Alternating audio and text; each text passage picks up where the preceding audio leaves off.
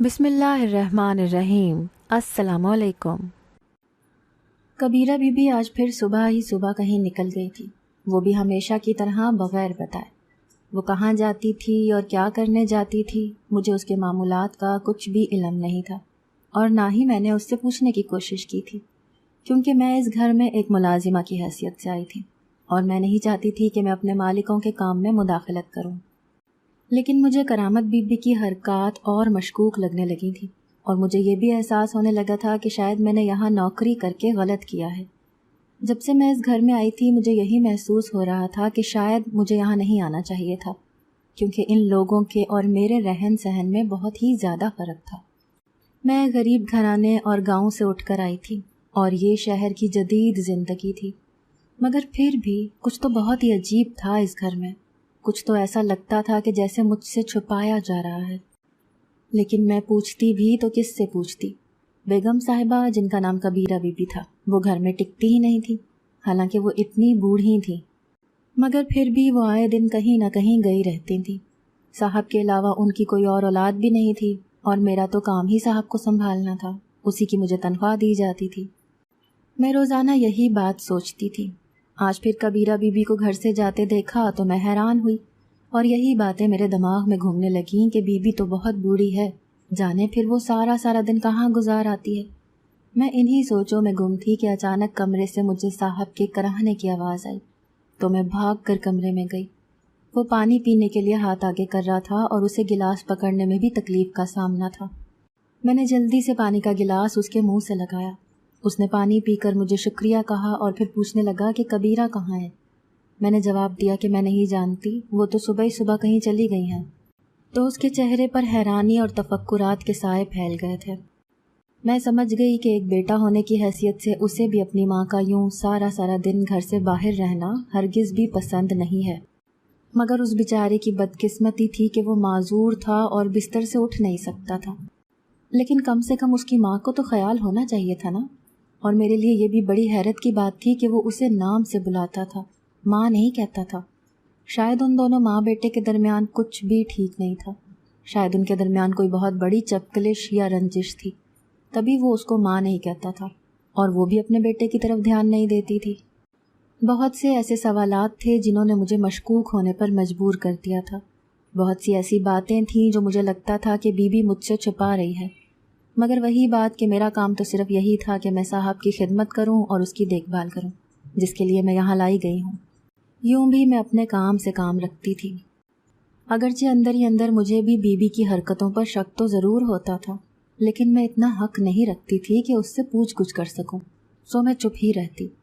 वैसे भी कबीरा बीबी से मेरा सामना कम ही होता था। मैं बंगले की तीसरी मंजिल पर साहब का ध्यान रखने के लिए मामूर थी, जबकि वो नीचे रहती थी। मुझे यहाँ काम करते हुए दूसरा महीना था, लेकिन इन 2 महीनों में मैं एक बार भी नीचे नहीं गई, क्योंकि मुझे नीचे जाना सख्ती से मना था।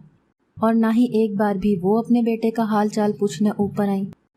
उसने मुझे ये कहकर नीचे आने से मना कर दिया था कि मैं तुम्हें इतनी सारी तनख्वाह सिर्फ इसीलिए दूंगी कि तुम मेरी शर्तों के मुताबिक इस घर में काम कर सको, और मेरी शर्त यही है कि तुम्हें इस तीसरी मंजिल वाले पोर्शन पर रहना होगा और तुम हरगिज़ भी कभी भी नीचे नहीं आओगी। मैंने यही समझा कि वो अपने बेटे से प्यार करती है, तभी तो मुझे उसकी देखभाल के लिए यहाँ लाई है। और चूंकि वो बूढ़ी औरत है, इसीलिए वो इतनी सीढ़ियाँ चढ़कर इस तीसरी मंजिल पर नहीं आ सकती। मगर मेरे लिए हैरत की बात यह थी कि फिर उसने अपने बेटे को इतनी दूर क्यों रखा हुआ था, अपने साथ नीचे क्यों नहीं। इसके अलावा एक और उलझन भी थी।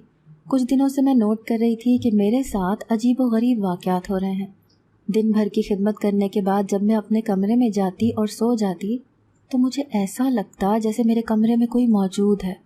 मुझे नींद में ऐसा महसूस होता कि कोई तो है जो मेरे आस पास है, मगर जाने क्यों मेरी आँख नहीं खुल पाती थी। मैं तो ऐसे सो जाती थी कि जैसे उठूंगी ही नहीं। सुबह भी जब मैं उठती हूँ तो मेरी आँखें नींद की वजह से बंद हो रही होती थी। मेरा दिल चाहता था कि मैं सोती ही रहूँ, मगर जाहिर है कि मुझे साहब के लिए नाश्ता भी बनाना होता था और उनका मुंह भी धुलवाना होता था। साहब के सारे ही काम मेरे ज़िम्मे थे, इसीलिए आंखों में नींद होने के बावजूद मुझे वक्त से उठना पड़ता था। मैं कामों की वजह से नहीं घबरा रही थी और ना ही मुझे अपनी नींद का कोई मसला था। میں تو بس یہ سوچ کر گھبرا جاتی تھی کہ مجھے اتنی گہری نیند کیسے آنے لگی، جبکہ مجھے تو عرصہ ہی ہو گیا تھا، میری ساری رات جاگتے ہوئے گزرتی تھی۔ لیکن حیرت انگیز طور پر جب سے میں یہاں نوکری کرنے لگی تھی، میری نیند اتنی پکی ہو گئی تھی کہ کوشش کے باوجود بھی آنکھ نہیں کھل پاتی تھی۔ یہ تو شاید اتنی ٹینشن کی بات نہیں تھی کہ تھکن کی وجہ سے ایسا ہوتا ہو، لیکن میرے لیے جو بڑی ٹینشن کی بات تھی وہ یہ تھی کہ مجھے نیند میں کسی کی موجودگی کا احساس کیوں ہوتا تھا۔ مجھے ایسا کیوں لگتا تھا جیسے کوئی میرے کمرے میں آیا ہو۔ مجھے خیال آیا کہ شاید بی بی ہی نہ ہو، لیکن وہ کیسے آ سکتی تھی؟ وہ تو بوڑھی عورت تھی، اس سے اتنی سیڑھیاں چڑھنا ہی محال تھا۔ صاحب کا بھی نہیں سوچا جا سکتا تھا، وہ تو چل پھر ہی نہیں سکتا تھا، بستر پر تھا۔ اس کے علاوہ اس گھر میں 2 سے 3 ملازمائیں ہی تھیں، وہ چھٹی کر کے گھر چلی جاتی تھیں۔ صرف میں ہی واحد ایسی تھی جو یہاں رکی ہوئی تھی۔ یہاں نوکری کرنا میری مجبوری تھی، ورنہ ایک غیر مرد کو ایک نرس کی طرح سنبھالنا بہت مشکل تھا، اور میں نے ایسا کام کبھی نہیں کیا تھا۔ مگر وہ کہتے ہیں نا کہ مجبوری انسان سے سب کچھ کروا لیتی ہے، میرے ساتھ بھی ویسا ہی ہوا۔ میں 10 بھائیوں کی بڑی بہن ہوں۔ ابا کو جانے بچے پیدا کرنے کا اتنا شوق کیوں تھا کہ بچوں کی لائن ہی لگا دی۔ ہم سبھی 1-2 سال کے وقفے سے پیدا ہوئے تھے۔ میں ہی سب سے بڑی تھی اور میرے ہی ذمہ گھر کی ساری ذمہ داریاں تھیں، کیونکہ ابا تو اپنے کام پر نکل جاتے اور میری اماں اکثر بیمار رہتی۔ اتنے بچے پیدا کر کے اب اس کی صحت جواب دے گئی تھی اور وہ بیمار رہنے لگی، تو مجھے اس کا بھی خیال رکھنا پڑتا اور گھر کو بھی سنبھالنا پڑتا۔ چھوٹے بہن بھائیوں کو تو میں اسکول بھیج دیتی تھی اور پھر گھر کے کاموں میں لگ جاتی۔ گھر کے حالات بہت ہی زیادہ خراب تھے اور صرف ابا کی کمائی سے ہرگز بھی گزارا نہیں ہو رہا تھا۔ میں نے 10 جماعتیں پڑھی تھیں، اسی لیے میں نے فیصلہ کر لیا کہ میں ایک اسکول میں چھوٹی کلاس کے بچوں کو پڑھا لوں گی اور گھر پر بھی بچوں کو ٹیوشن پڑھاؤں گی، تاکہ میں گھر کے اخراجات میں کچھ اپنا حصہ ڈال سکوں۔ میں جانتی تھی کہ میرے باپ نے ہمیشہ سے پہلی اولاد لڑکے کے طور پر ہی خواہش کی تھی۔ شاید ابا یہ چاہتا تھا کہ پہلے اس کا بیٹا پیدا ہو اور بڑا ہو کر اس کا سہارا بنے، اس کا بازو بنے، مگر چونکہ یہ نصیبوں کی بات ہوتی ہے اور اللہ کے فیصلے ہوتے ہیں، اسی لیے بیٹے کی جگہ قدرت نے ان کو میری صورت میں بیٹی دے دی۔ میں یہی سوچا کرتی تھی کہ مجھے جیسے بھی کر کے اپنے باپ کا ہاتھ بٹانا ہے تاکہ اسے بیٹے کی کمی محسوس نہ ہو۔ اسی لیے میں نے میٹرک کے بعد نہ صرف بچوں کو پڑھانا شروع کر دیا بلکہ خود بھی پرائیویٹ امتحان دینے کے لیے تیاریاں شروع کر دیں۔ میری وجہ سے گھر کے حالات میں تھوڑا سا سدھار آنے لگا تو میرے باپ کا رویہ بھی ہم سب سے ٹھیک ہو گیا، ورنہ وہ تو چڑچڑا ہی رہا کرتا تھا۔ چھوٹے بہن بھائیوں کے بھی کافی اخراجات تھے اور اب مہنگائی بھی اتنی بڑھ چکی تھی کہ میرے ساتھ کام کرنے سے بھی گزارا نہیں ہو رہا تھا۔ ہم رہتے بھی تو گاؤں میں تھے جہاں پر کام کرنے کے اتنے مواقع ہی نہیں تھے۔ ایک کزن کی شادی کے موقع پر شہر سے کچھ رشتہ دار گاؤں آئے تو وہ میری تعلیم اور قابلیت سن کر بہت متاثر ہوئے اور مجھے کہنے لگے کہ تم لاہور آ جانا تو میں تمہارے لیے بہت اچھی نوکری کا بندوبست کروں گا۔ انہوں نے مجھے اپنا نمبر دے دیا تھا۔ پہلے پہل تو نہ میری اماں مانی اور نہ ہی ابا کہ اکیلی لڑکی کو ہم گاؤں سے دور کمانے بھیج دیں گے تو زمانہ ہمیں 100 باتیں سنائے گا۔ نہیں، تم نہیں جا سکتی۔ میں نے بھی پکا ارادہ کر لیا تھا کہ شہر جا کر ہی رہوں گی۔ ظاہر ہے اب کب تک ہاتھ پر ہاتھ دھرے بیٹھا جا سکتا تھا۔ کیا ہوا جو اب ان کا بڑا بیٹا نہیں تھا؟ میں بڑی بیٹی تھی تو میں بیٹے کے فرض بھی تو نبھا سکتی تھی۔ اس لیے میں نے بحث کی، قائل کیا اور اماں ابا سے اجازت لے کر شہر آ گئی۔ میرا یہی خیال تھا کہ 2-4 دن میں نوکری کی تلاش کروں گی تو وہ آخرکار مجھے مل جائے گی، اس کے بعد میں خوب پیسے کماؤں گی اور گھر بھیجوں گی۔ مگر یہاں آ کر میری ساری غلط فہمیاں دور ہو گئیں۔ اپنے گاؤں کی میں وہ واحد لڑکی تھی جس نے ایف اے کیا تھا، لیکن یہاں شہر آ کر تو یہی لگ رہا تھا کہ یہاں تو ہر شخص ہی اعلیٰ تعلیم یافتہ ہے۔ 1-2 دن میں اپنے رشتہ داروں کے ہاں رہی تو مجھے ان کے مزاج بگڑتے ہوئے محسوس ہوئے۔ میں سمجھ گئی کہ کسی کو مدد کی پیشکش کرنا اور مدد کرنا 2 الگ الگ باتیں ہیں۔ میں ان لوگوں کے آسرے پر اتنی دور آ گئی تھی، مگر یہی لگ رہا تھا کہ وہ لوگ مجھ سے جان چھڑانے کے بہانے تلاش کر رہے ہیں۔ تو میں نے یہی سوچا کہ اس سے پہلے کہ یہ مجھے یہاں سے جانے کا کہہ دیں، مجھے اپنا ٹھکانہ خود ہی کہیں تلاش کر لینا چاہیے، کیونکہ ایک بات کا تو میں پکا فیصلہ کر چکی تھی کہ کچھ بھی ہو جائے میں اب واپس نہیں جاؤں گی۔ میں نے اگلے دن سے خود ہی شہر میں نوکری تلاش کرنے کی کوشش شروع کر دی۔ میں روز صبح پیدل گھر سے نکل جاتی اور جگہ جگہ اپنے ڈاکیومنٹس دیتی کہ شاید مجھے کہیں جاب مل جائے۔ لیکن ایسا نہیں ہوا، یہاں تک کہ میں پورا 1 ہفتہ ذلیل و خوار ہوتی رہی، لیکن نوکری نہیں ملنی تھی اور وہ نہ ملی۔ ایک دن تپتی دوپہر تھی اور سورج بھی بھرپور تپ رہا تھا۔ میں نے 2 دنوں سے پیٹ بھر کر کھانا نہیں کھایا تھا، اسی لیے مجھے چکر سے محسوس ہونے لگے اور میں کمزوری کی وجہ سے وہیں سڑک پر بے ہوش ہو گئی۔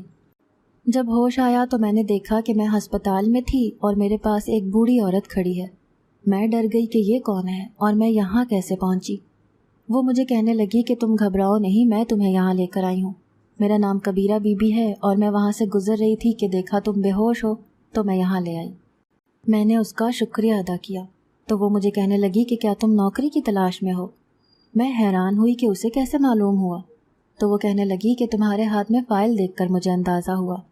اس شہر میں نوکری ملنا بہت ہی زیادہ مشکل ہے، لیکن اگر تم چاہو تو میں تمہیں ایک بہت ہی اچھی نوکری آفر کر سکتی ہوں اور تمہاری تنخواہ بھی ہزاروں میں نہیں لاکھوں میں ہوگی۔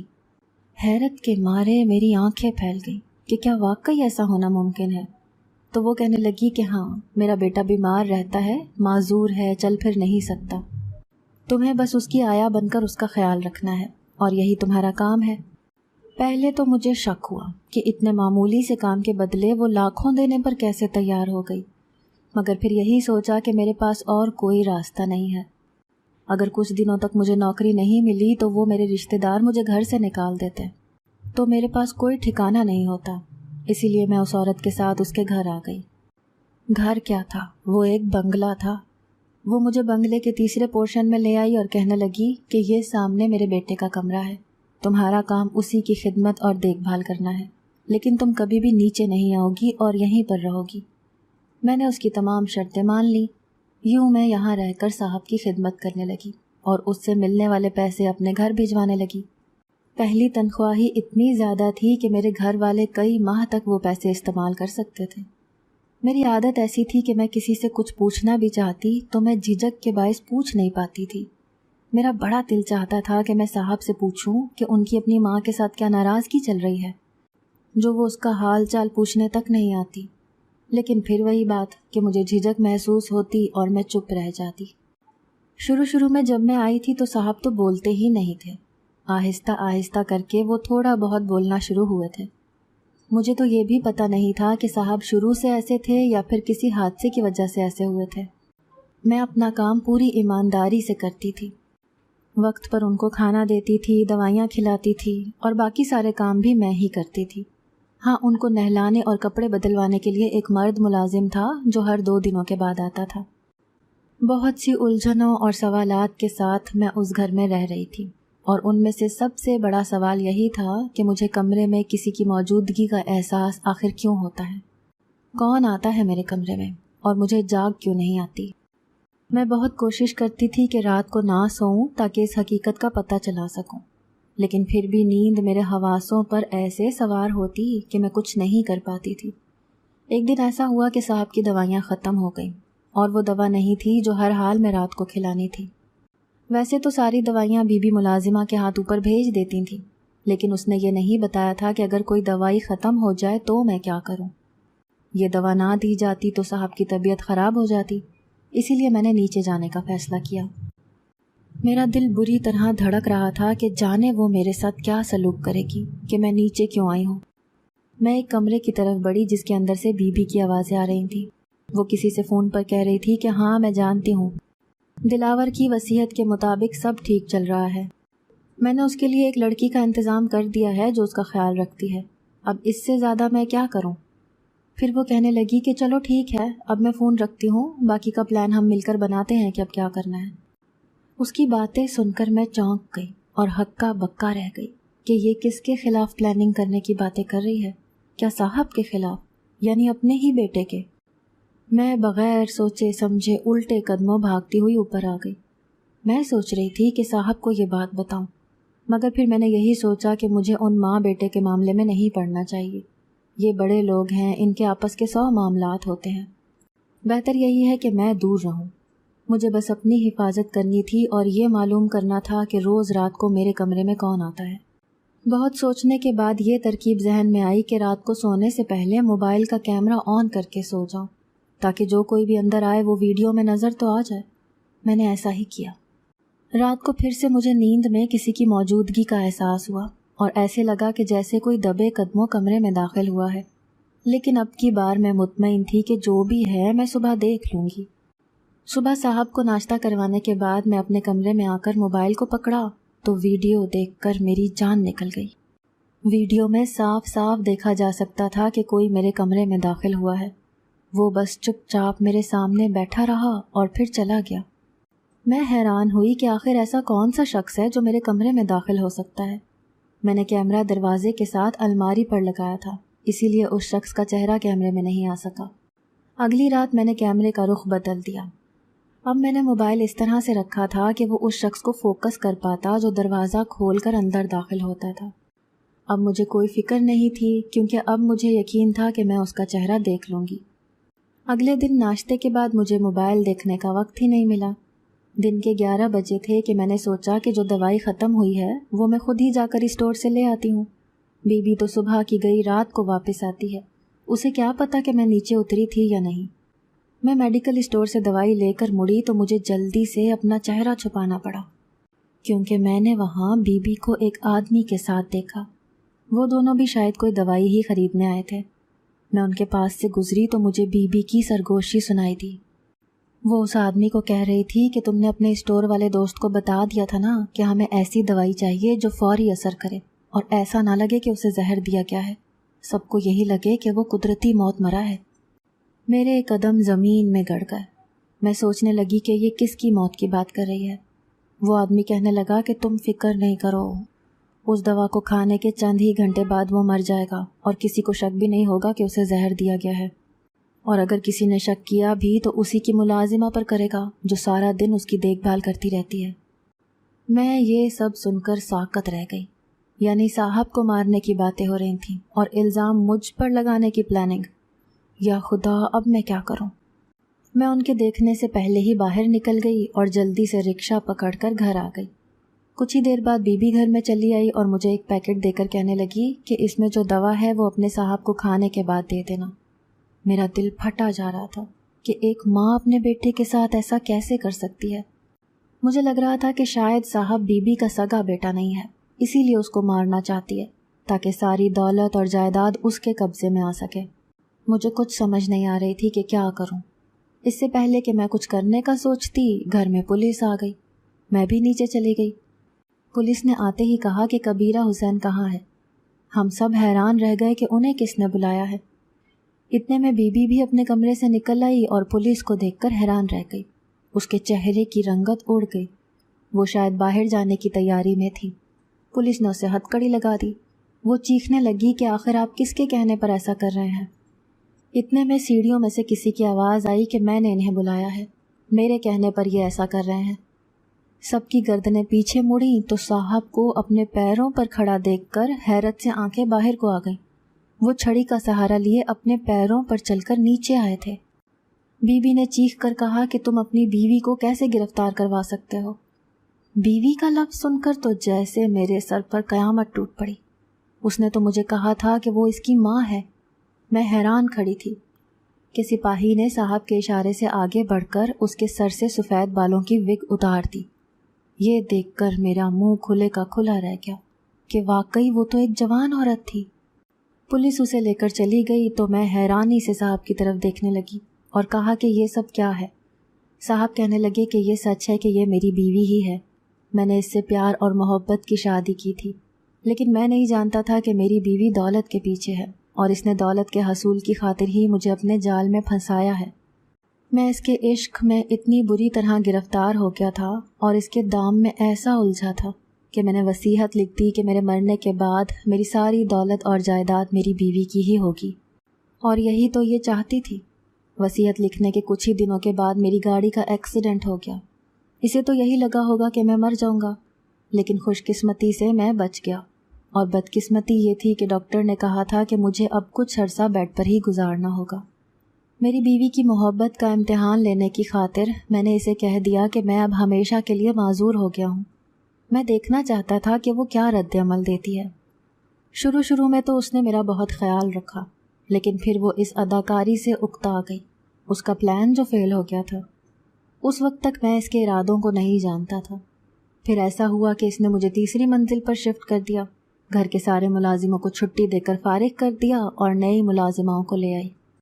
اس نے تم سب لوگوں کو یہی بتایا کہ وہ میری ماں ہے تاکہ کل کو جب وہ اپنے پلان پر عمل کرے تو کسی کو شک نہ ہو۔